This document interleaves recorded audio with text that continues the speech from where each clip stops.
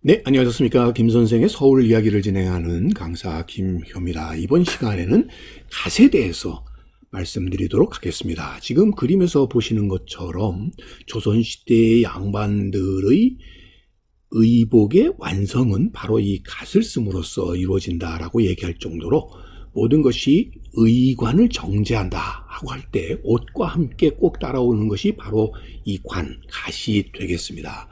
그러다 보니까 이 갓은 조선시대 남성이 머리 위에 얹고 다닌 것으로 당시의 조선인들의 헤어스타일은 전부 장발이었죠.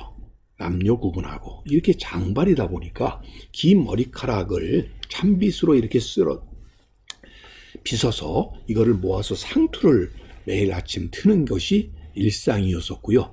이것을 망건을 이용해 가지고 이마를 감싼 다음에 탄건으로 머리카락을 덮고 그 위에 갓을 쓰는 것이다 보니까 갓이라고 하는 것 자체는 쓴다라고 하기보다는 머리에 얹었다라고 하는 것이 더 정확한 표현이 아닐까 싶습니다. 자, 이 갓이라고 하는 것 자체가 일반적으로 일반적으로 우리가 알고 있는 갓은 대단히 만드는 과정 자체가 섬세한 세공 과정이 필요로 한 것이기 때문에 전문적인 장인들에 의해서 제작이 되었다는 것이 하나의 특징이 되겠습니다. 그래서 이거를 흔히 입공 혹은 입장이라고 이렇게 불렀던 것이 되겠고요. 이들 갓장이들에 의해서 제작이 된 지역 중에서 가장 대표적인 곳이 통영이었죠. 그래서 흔히들 통영갓이 전국적으로 가장 유명했다고 볼 수가 있겠습니다. 대단한 세공에 들어가고 기본적으로 쓰여지는 재료는 말꼬리에 해당되는 말총으로 이렇게 제작이 되었던 것이죠. 이렇게 흑립 외에도 초립과 백립이 있었는데 특히 백립이라고 하는 것은 국가적으로나 개인적인 상을 당했을 때 쓰는 흰 색깔의 갓이 되겠습니다. 그러다 보니까 전국적으로 이 국상을 당했을 때 전 국민이 다 백립을 써야 되는 일들이 벌어지고 개인적으로 상을 당했을 때도 백립을 써야 되기 때문에 다른 가게에 비해서 백립전은 일찍부터 상설화되었다는 것이 하나의 특징이 되겠습니다. 특히 이 갓을 취급하는 장수들은 태반이 군인 출신들이었다는 거죠. 군졸이었다는 것이죠.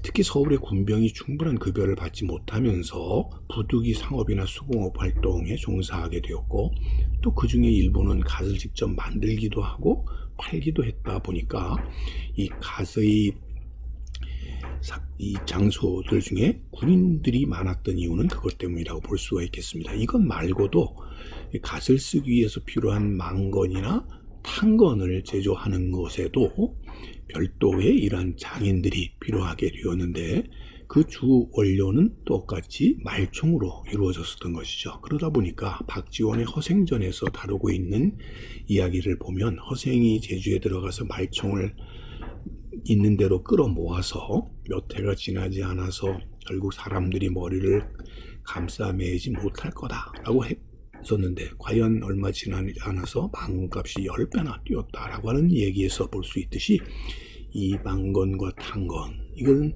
결국 사람들의 필수 의생활의 필수품으로 자리를 잡았다라고 하는 것을 알 수가 있겠습니다.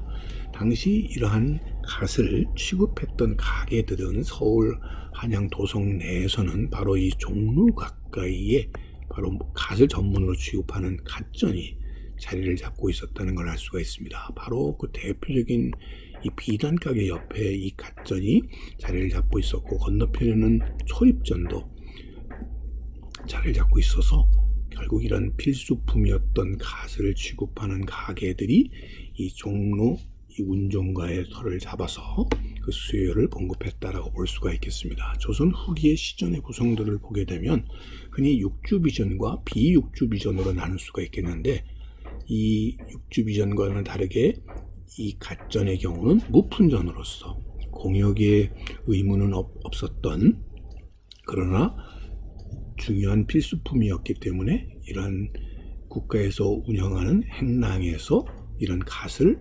판매하는 가게들이 존재하게 되었다라고 볼 수가 있겠습니다.